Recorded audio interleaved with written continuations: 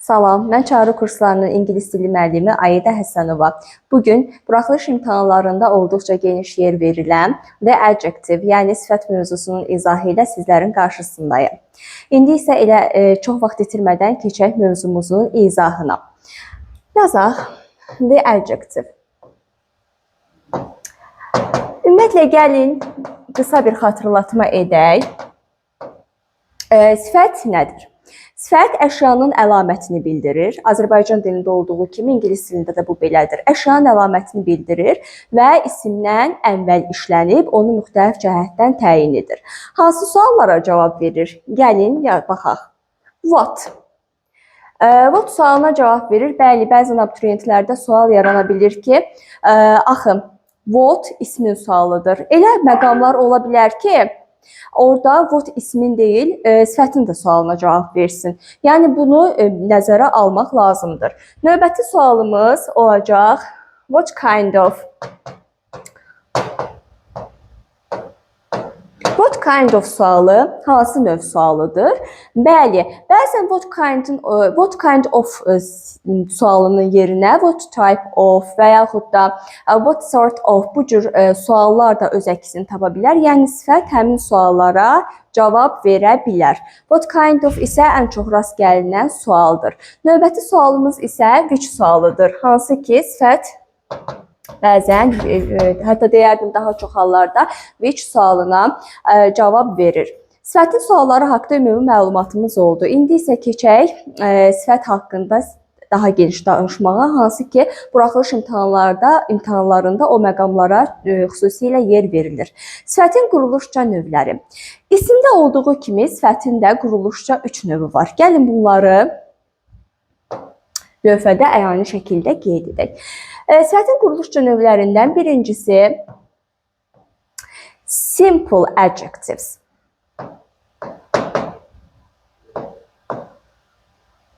Simple adjectives deyəndə nə başa düşülür? Sadə sifətlər başa düşülür. İsimdə necə idisə, sifətdə də elədir. Yəni, ismin quruluşca növlərindən biri olan sadə isim yalnız bir kökdən ibarət olduğu kimi, sifət də sadəcə bir kökdən ibarət olur. Add yazıram qısaca və keçək big, məsələn. Və yaxud da kind. Gördüyünüz kimi bir kökdən ibarətdir və buna görə də bu sadə sifət hesab olunur, yəni simple adjectives. İkinci, derivative adjectives. Derivative nədir? İsimdən yadımızda qalıb. Derivative adjectives deyəndə artıq düzəltmə sifətlər nəzərdə tutulur. Düzəltmə sifətlər təbii olaraq prefikslərin, yəni söz önü şəkilçiləri və sufikslərin, söz sonu şəkilçilərin köməyi ilə düzəlir. Gəlin həmin şəkilçilərin bir neçəsi ilə, hətta deyərdim ən çox istifadə olunanları ilə yaxından tanış olaq. Birinci başlayırıq prefikslərdən, hansı ki, bunlar nə məna verir? Söz önü şəkilçilər mənasını verir və sözün əvvəlini artırırıq biz onları. Prefikslər, ən məşhur prefikslər bunlardır. Məsələn, yazıram in. Ola bilər hansı söz? Incorrect. Növbəti im. Hansı söz yaza bilərik? Impossible. Görürsünüz, sözün önünü artırırıq həmin şəkilçiləri. Irrelevant. Biraz daha səliqəli yazaq.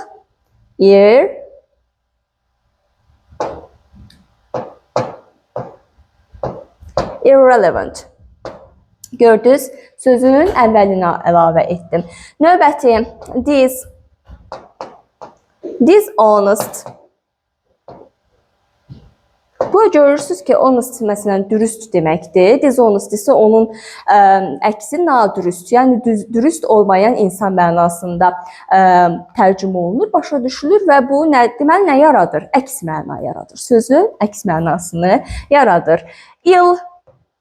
Məsələn, ən çox istifadə olunan söz illegal sözüdür. Hansı ki, illegal nə deməkdir? Yəni qeyri-qanuni. Və unprefiksi. Unprefiksi də kifayət qədər geniş istifadə olunan prefiksdir və this kimi həmin o unprefiksi də əks mənanı yaradır. Yazıram unhappy. Unhappy. Lövhədə olanlar prefikslər idi. Gördüyünüz kimi sözlərin hansı hissəsini əlavə etdik? Sözlərin əvvəlinə əlavə etdik. İndi isə yeni bir səhifə açıram və sufikslər haqqında danışmağa başlayıram. Sufikslər isə söz sonu şəkilçilərdir. Yəni İngiliscə buna suffix deyirik. Suffix nə oldu? Söz sonu şəkilçilər oldu. Gəlin görək həmin o sözün sonuna artırılan şəkilçilər hansılardır? Birinci şəkilçi ən çox istifadə olunan full şəkilçisidir, hansı ki, müsbət məna yaradır. Məsələn, helpful. İkinci şəkilçimiz çox geniş istifadə olunur, less, nəyinsə olmadığını bildirir. Azərbaycan dilində onun ekvivalenti sız 4 cür yazılan şəkilçisidir. Məsələn, elə help sözündən başlamışıq, yazaq helpless. Növbəti istifadə olunan söz hansı söz ola bilər? Daha doğrusu hansı şəkilçi ola bilər? Ən çox istifadə olunan şəkilçilərdən biri də ly şəkilçisidir. Məsələn, burada ola bilər lovely. Gördünüz ly şəkilçisi. Sizə sual yarana bilər ki, axı ly zərfin şəkilçisidir. Bəli, sizinlə razıyam, amma bəzi hallarda elə sözlər var ki, friendly, lovely. Bu sözlərdə artıq nədir? Bu sözlər artıq səhv düzəldən şəkilçi kimi, yəni suffix kimi, söz sonu şəkilçisi kimi istifadə olunur. Ən çox səhv salınan iki məqamı burada qeyd etmək istəyirəm. Hansı məqamlardır? İki şəkilçimiz var. İki şəkilçimiz var. Bunların biri id şəkilçisidir, digəri isə ing şəkilçisidir. Məsələn, iki söz yazacağım bura. Birini yazıram bored, digərində isə yazacağım boring. Nə deməkdir? Gəlin ətraflı nəzər salaq. Bored darıxmış deməkdir, boring isə darıxdırıcı. Deməli, bu şəkilçilərdən idi. Bu mənada idi artıq insana xas olan bir xüsusiyyəti bildirir. Yəni canlıya aid olan bir xüsusiyyəti bildirir və belə bu mənada bir sifət yaradır. Lakin digər şəkilçi olan boring, yəni ing isə artıq burada boring mənasını verəndə darıxdırıcı mənasını verir. Sadəcə olaraq bu artıq cansız əşyaya aid ola bilər. Məsələn, a boring film demək olar, hansı ki bu darıxdırıcı film deməkdir. Amma a boring person deyə bilmərik. A bored person deməliyik. Burada isə gördüyünüz kimi birində canlıya aid oldu, digərində isə cansıza aid edirik. Daha sonra, məsələn, yaza bilərəm hansı şəkilçini? Heroic. Aydın oxunmursa bir daha yazın. Heroic. Gördüyünüz kimi burada nə yaratdı? Sifət yaradan bir şəkilçi oldu. Aunt and. Dependent.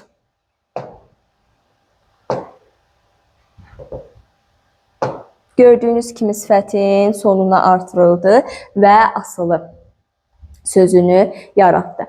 Ən çox istifadə olunan sifət düzəldən sufikslər, yəni söz sonu şəkilçilər bunlar idi. Və yeni bir səhifəni yenə də açıram. Bu hissənin aydın olduğunu düşünürəm və keçirəm artıq çox vaxt itirmədən mürəkkəb sifətlər haqqında danışmağa. Mürəkkəb sifətlər isə compound adjectives adlanır. Bunlar elə də çətin deyil. Bir neçə sözün birləşməsindən yaranır. Məsələn, mürəkkəb sifətlərə bir neçə misal çəkək.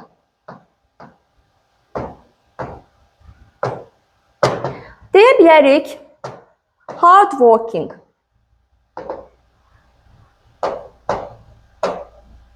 Gördünüz, bitişik yazıldı. Amma bir misal yenə yazıram. Yazıram well educated. İki sözün birləşməsindən yarandı və ortada biz bu mürəkkəb sifətin yaranması zamanı defis işarəsindən istifadə edirik. Bunlar sifətin quruluşca növləri idi. 3 növü oldu və hər biri haqqında ətraflı məlumat verdik. İndi isə keçək sifətin dərəcələri haqqında danışmağa, hansı ki, buraxılış imtahanlarında onlara kifayət qədər yer verilir. Sifətin dərəcələri deyəndə nə nəzərdə tutulur? Sifətin 3 dərəcəsi var. Adi, gəlin ona əyanə şəkildə onu yazaq, hər kəsə aydın olsun. Yazıram birinci positive degree.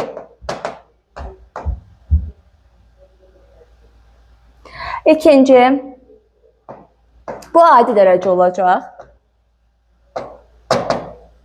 Adi dərəcə. İkinci hansı olacaq? Müqayisə dərəcəsi, yəni comparative.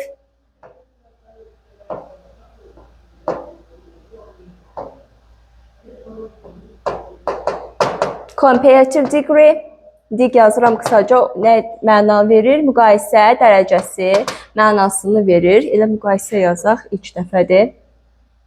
Daha sonra üçüncü dərəcəmiz isə olacaq superlative degree. Yəni superlative degree deyəndə nə nəzərdə tutulur? Üstünlük dərəcəsi nəzərdə tutulur.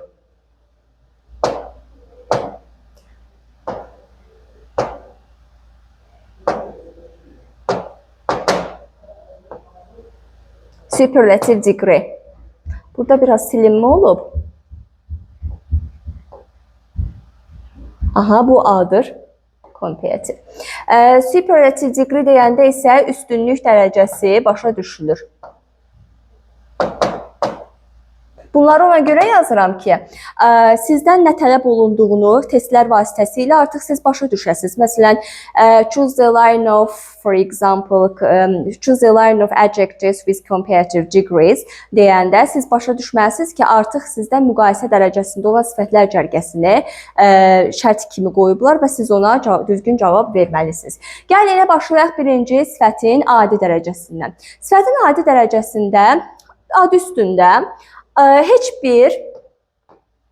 bir şəkilçi və yaxud da sözdən istifadə edilmir. Adi dərəcəyə aid ola bilər. Məsələn, bayaq yazdığım sifətlərdən big ola bilər, kind ola bilər.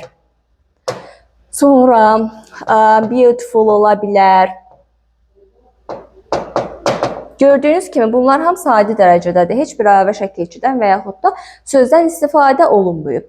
Sifətin adi dərəcəsində bir neçə söz var. Hansı ki, biz həmin sözləri cümlə daxilində görəndə biz bilməliyik ki, həmin o sözlərin istifadə olunduğu cümlədə nöqtələrin yerində tələb olunan sifət mütləq şəkildə adi dərəcədə olmalıdır. Mən onlara siqnal sözlər deyirəm çox vaxt abituriyentlərin daha aydın başa düşməsi üçün. Yəni onlar cümlədə varsa, onlar sizə bir növ siqnal verirlər ki, mən buradayam. Mən buradayamsa, mənim tələb etdiyim nöqtələrin yerində olan sifət hansı dərəcədə olmalıdır? Adi dərəcədə olmalıdır.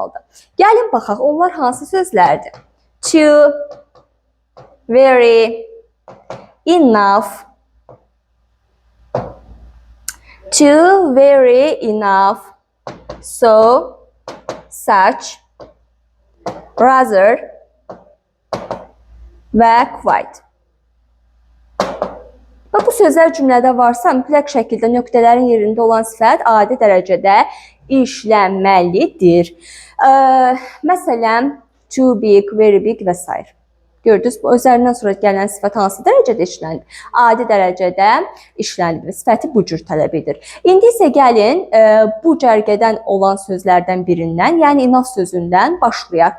Enough'ın işlənməsində bir sıra fərqlər var. Hansı ki, isimlə və sifətlə işlənəndə o özünü müxtəlif yerlərdə göstərə bilər.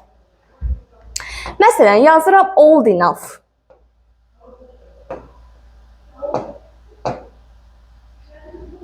Old enough nə deməkdir? Kifayət qədər yaşlı və yaxud da kifayət qədər köhnə. Gördüyünüz kimi, old burada sifət olduğuna görə enough'ı mən olddan sonra, yəni sifətdən sonra artırdım. Ancaq enough əgər, belə deyək, isimdən əvvəl gəlsəydi, onda elə isimdən əvvəl gəlməlidir. Yəni, gördüyünüz kimi, enough sifətdən əvvəl işlənməlidir mütləq şəkildə. Daha doğrusu, enough sifətdən sonra işlənməlidir. Sifət enough'dan əvvəl işlənir. İsimdən isə enough harada işlənməlidir, hansı istiqamətdə? Mütləq şəkildə əvvəldə işlənir. Daha sonra, bu enough'a aid olan bir qeydimiz idi. İndi isə gəlin, so və saça aid olan bir qeydi sizlərin diqqətinə çatdırım. So'dan sonra mütləq şəkildə ya sifət gəlir, ya da ki, zərf. Məsələn, so big deyirəm. So big. Gördünüzmü? sifət gəldi. Onun yerinə mən zərf də qoya bilərdim. Ancaq bizim diqqətə çatdırmaq istədiyimiz məqam nədən ibarətdir? Növbəti yazıram saç. Saçdan sonra isə sifət tək gələ bilməz. Sifətdən sonra bir isim gəlməlidir. Sifətdən sonra da isim gələndə bilirsiniz ki, söz birləşməsi yaranır.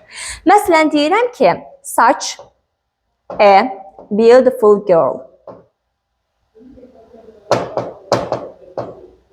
Such a beautiful girl deyəndə nə nəzərdə tutulur? Belə gözəl qız.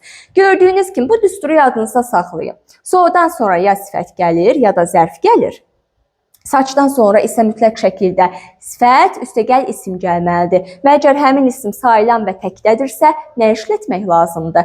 Sifətdən əvvəl müvafiq olaraq və yaxud da ən artiklını, vahidlik bildirən artiklları işlətmək vacibdir. Buranın kifayət qədər bu hissənin aydın olduğunu düşünürəm. Və bir də to və very ilə bağlı bir şifahi qeydi sizlərin diqqətinə çatdırıram. To, very, hər ikisi şagirdlərə çox zaman, abituriyentlərə sual verən zaman bildirirlər ki, hər ikisi çox deməkdir. Doğrudur, hər ikisi çoxdur. Lakin to həddindən artıq çox deməkdir. Yəni izafi dərəcədə artıq.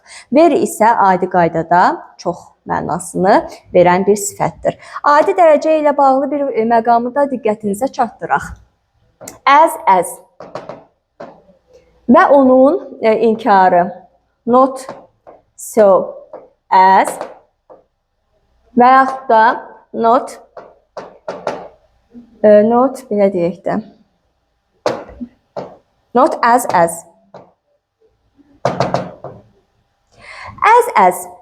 kimi deməkdir. İki şəxsi və yaxud əşyanı bir-birinə bənzətmək üçün istifadə olunur və mütləq şəkildə as hissəsini gördüyünüz yerdə nöqtələrin yerinə, yəni onların arasına, ortasına adi dərəcədə olan sifəti yerləşdirmək lazımdır. Məsələn, bura qoya bilərik as big as. Gördüyünüz kimi ortada nə gəldi? Adi dərəcədə olan sifət gəldi. Heç bir halda müqayisə və yaxud çoxaltma müqayisə və yaxud üstünlük dərəcəsini qoya bilməzdiniz. Not so as isə onun inkarını bildirir. Yəni iki şəxsi və əşyanı bir-birindən fərqləndirmək, aralarında təzad yaratmaq məqsədi ilə istifadə olunur. Məsələn, nə deyə bilərik? Deyərik ki, this problem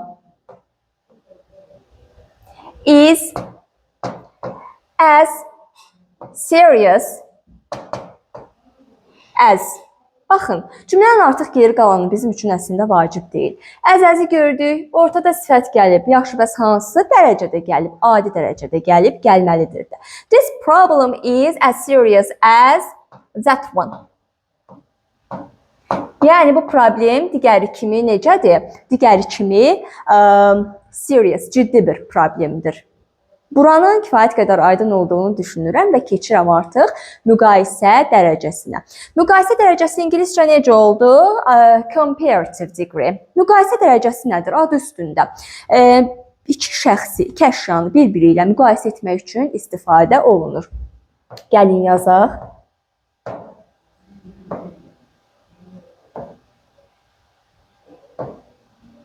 Comparative degree, müqayisə dərəcəsi necə düzəlir? Müqayisə dərəcəsi tək hecalı və çox hecalı sifətlərdə müxtəlif cür düzəlir. Tək hecalı sifətlərin müqayisə dərəcəsini düzəltmək üçün gəlin elə biz belə bir cədvəl çəkək. Tək hecalı yazaq bura.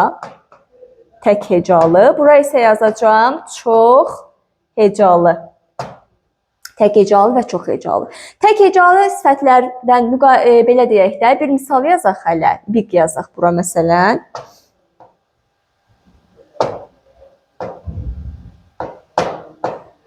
Bura isə çox hecalı bir sifət yazaq. Məsələn, comfortable.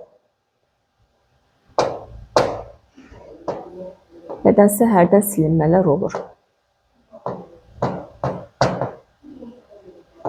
Comfortable, gördünüz. Yer gəlmişkən able, bunlar da sifət düzəldən sufikslərdir. Bunlar da buraxılış imtahanında sizin qarşınıza çıxa bilər, sözün sonuna artırılır. Comfortable, rahat. Deməli, tək hecalı sifətlərin müqayisə dərəcəsini düzəltmək üçün ER, yəni er şəkilçisindən istifadə olunur. Big sözünün müqayisə dərəcəsini düzəldən zaman nədən istifadə edəcəyik? Erdən bigger kimi düzələcək. Çox hecalı sifətlərin müqayisə dərəcəsini düzəltmək üçün isə more sözündən istifadə olunur. More comfortable, daha rahat. Bigger, daha böyük. Gördünüz, daha müqayisə edir nə ilənsə.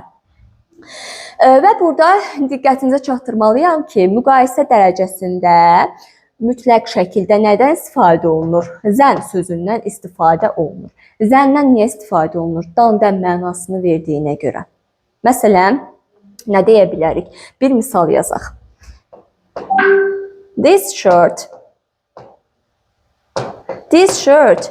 is bigger.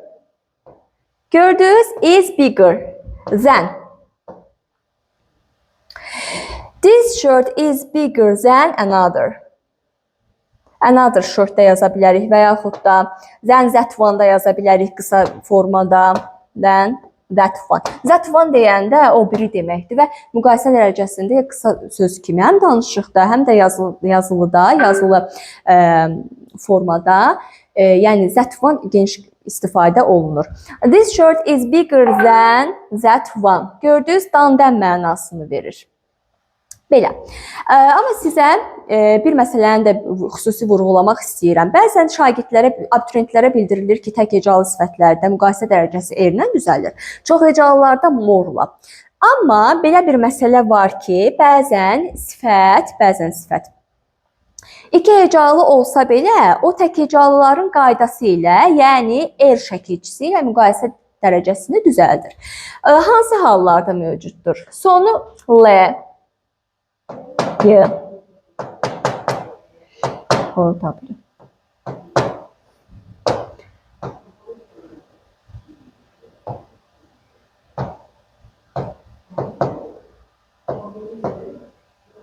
L, Y, R, O. Bu hissələrlə bitən, bu şəkilçilərlə bitən sözlərin müqayisə dərəcəsini düzəltmək üçün er şəkilçisindən istifadə olunur. Baxmayaraq ki, həmin sifətlər iki hecalıdır. Gəlin bir neçəsini misal olaraq yazaq. Simple sözü nə deməkdir? Sadə və asan. Sadə, asan mənasını verir. Bunun müqayisə dərəcəsini düzəltmək üçün baxırıq. Simple iki hecalıdır. Okey, bunun bu məsələyə dəxli yoxdur. Çünki niyə? Sonu L şəkilçisi ilə bitdiyinə görə o tək hecalıların qaydasına müraciət edəcək və müqayisə dərəcəsini er şəkilçisi ilə düzəldəcək. Yazıram simpler. Sonra ola bilər sunny. Sunnier.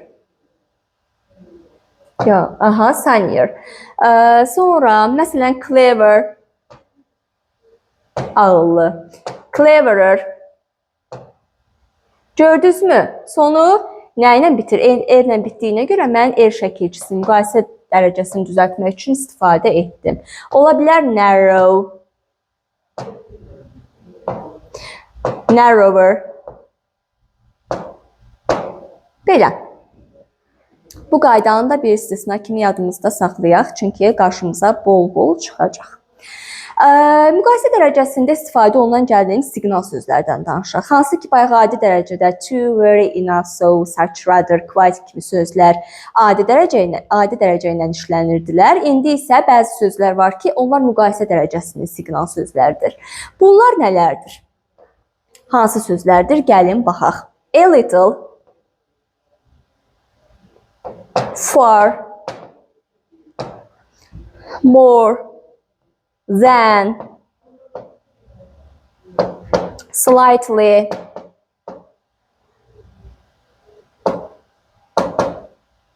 any, even. Bu sözləri cümlədə ebit də var idi. Ebit azca. Bu sözləri cümlədə görən kimi bilməlisiniz ki, nöqtələrin yerində sizdən tələb olunan sifəti mütləq şəkildə müqayisə dərəcəsində işlətməlisiniz. Baxın, bunların hamısını siqnal sözlərin hər birini yadda saxlamağınız vacibdir. İndi isə keçək üstünlük dərəcəsinə. Üstünlük dərəcəsi necə düzəlir? Üstünlük dərəcəsi iki yolla düzələcək. Əvvəla bir üstünlük dərəcəsini üst hissədən yazaq.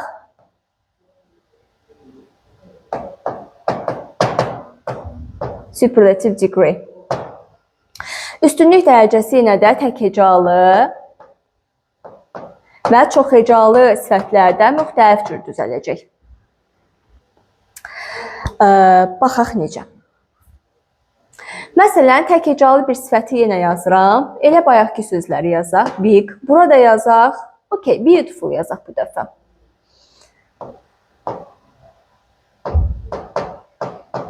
Çox hecalı. Beautiful. Gördüyünüz kimi, biri tək hecalıdır, biri də çox hecalıdır. Big'in üstünlük dərəcəsi, yəni tək hecalı sifətlərin üstünlük dərəcəsi necə düzələcək? Buna baxaq. Est şəkilçisi ilə. Est. Daha səliqəli yazaq.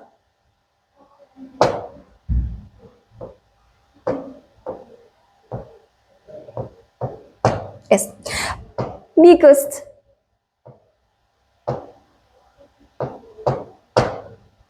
Biggest nə deməkdir? Üstünlük dərəcəsində daha böyük. Bir məqamı diqqətinizə çatdırım. Üstünlük dərəcəsində mütləq şəkildə həm tək hecalı, həm də çox hecalı sifətlərin qarşısında Z artiklının istifadəsi mütləqdir. Növbəti yazaq, beautiful sözünün üstünlük dərəcəsi necə düzələcək? Yəni, çox hecalı sifətlərin üstünlük dərəcəsi the most sözü ilə düzəlir. Gördüyünüz kimi, burada da Z artiklının istifadəsi mütləqdir. The most beautiful, the biggest. Aydındırmı?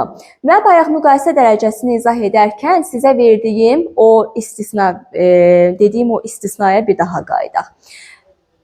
O üstünlük dərəcəsinə də aiddir ki, elə sifətlər var ki, iki hecalıdır və onlar iki hecalı olsalar da, iki hecalı çox hecalı hesab olunur da, bilirsiniz. Onlar iki hecalı olsalar da, üstünlük dərəcəsini də müqayisə dərəcəsində olduğu kimi tək hecalı sifətlərin qaydası ilə düzəldir. Yəni, burada est şəkilçisi ilə düzəldəcək. Sifətlərdə, deməli, həmin o şəkilçiləri bir daha lövhəyə yazıram. Bu şəkilçilərlə bitən sifətlərin müqayisə dərəcəsi necə ki, R ilə düzəlirdi, iki hecalı olsalar da, üstünlük dərəcəsində də est ilə düzələcək. Məsələn, simplest. Yəni, burada Z artiklı qarşıda işlənəcək, onu da deyim. Sonra the cleverest və s.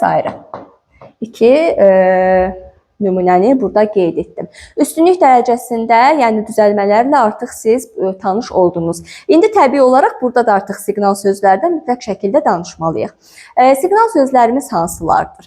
Necə ki, adi dərəcədə var idi, müqayisə dərəcəsində var idi, eləcə də üstünlük dərəcəsində də bizim bir neçə siqnal sözümüz var. Onlar hansılardır? Onlara aiddir. Ən birinci Z artiklının istifadəsi mütləqdir. İstəyir tək hecalı sifət olsun, istəyir çox hecalı sifət. Fərqi yoxdur. Üstünlük dərəcəsini düzəldirsinizsə Z artiklını unutmamalısınız. Toplu testlərində kifayət qədər bu mövzuda geniş testlər var. Hansı ki, orada məsələn cleverest verilib variantın birində. Abituriyent çox vaxt düşünür ki, bəli, üstünlük dərəcəsi əgər S-lə düzəlirsə bu variant doğrudur. Ancaq orada Z artiklı unudulubsa, onda bu variant qətiyyən doğru deyil. Və bunu nəzərinizdə saxlayın. Z. However, has ever.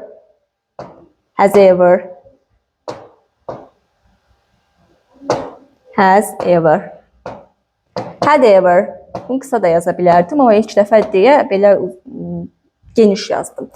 Among nə deməkdir arasında və iki şeyin yox, gedən çox şeyin arasında mənasını verir. Awful.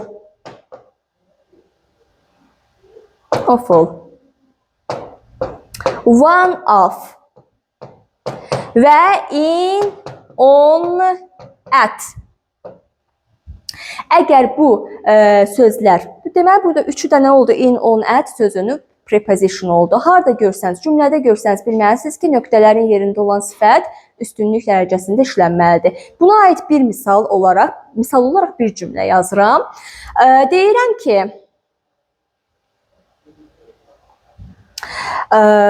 məsələn,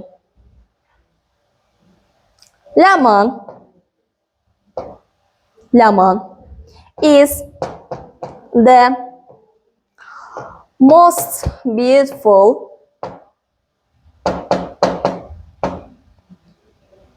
girl In our class. Ləman sinifimizdə ən gözəl qızdır. Deməli, burada biz baxırıq. Sizə o nümunə veriləndə, orada the most beautiful hissəsi verilməyəcək. Tapşırıq veriləndə o testdə verilməyəcək. Bunun yerinə nöqtəni qoyacaqlar və sizdən variantlarda tələb eləyəcəklər ki, bunun yerində nə olmalıdır? Siz də baxırsınız anında cümləni sonuna kimi oxuyursunuz. Baxırsınız ki, burada nə var? In var, da mənasını verir. Baxın, bunu əzbərləmədən də məntiqlə yadda saxlamaq olar. Among nə deməkdir? Bayaq dedim, arasında in, on, at, da mənasını verir müxtəlif məqamlarda. Yəni in, on, atin işlənməsi fərqlidir, amma da mənasını verir hər bir halda. Bunlar sonra have ever, has ever, had ever heç mənasını verir. Belə deyək də, o cümlə daxilində artıq fərqlənəcək. Bunlar deməli işlənirsə avtomatik siz tərcümə edirsiniz beyninizdə avtomatik olaraq ki, nə deməkdir? Deməli burada üstünlük dərəcəsi daha mənasını verən bir sifət işlənməlidir. Daha da deməyək də ən mənasını verən sifət işlədir. Ləman sinifimizdə ən gözəl qızdır. Sinifimizdə. Deməli, ləman digərlərindən gözəllik baxımından üstündür. Burada nədir? The most beautiful, yəni üstünlük dərəcəsində olan sifət işlənəcək. İndi isə keçək digər bir məqamımıza. Biz bayaqdan belə müzakirə edirik ki, sifətlərin müqayisə üstünlük dərəcəsi necə düzəlir? Çünki adi dərəcədə xüsusi bir göstərici yoxdur. Elə sifətlər var ki, onlar belə deyək, sözə baxmırlar. Nə mənada? Onlar qaydasız sifətlərdir. Necə ki, məsələn, isimləri danışanda mən dedim ki, qaydasız isimlər var. Hansı ki, ingilis dilində 7 isim var ki, onlar kökündən dəyişməklə cəm formalarını düzəldirlər. Eləcə də bu sifətdə də mövcuddur ki, sifət müqayisə, bəzi sifətlər müqayisə və üstünlük dərəcələrini düzəldərkən nədən istifadə edir? Heç nədən istifadə etmir. Heç bir qaydaya məhəl qoymur, özü-özünü kökündən dəyişir. Gəlin görək onlar hansılardır? Irregular adjectives, yəni qaydasız sifətlər.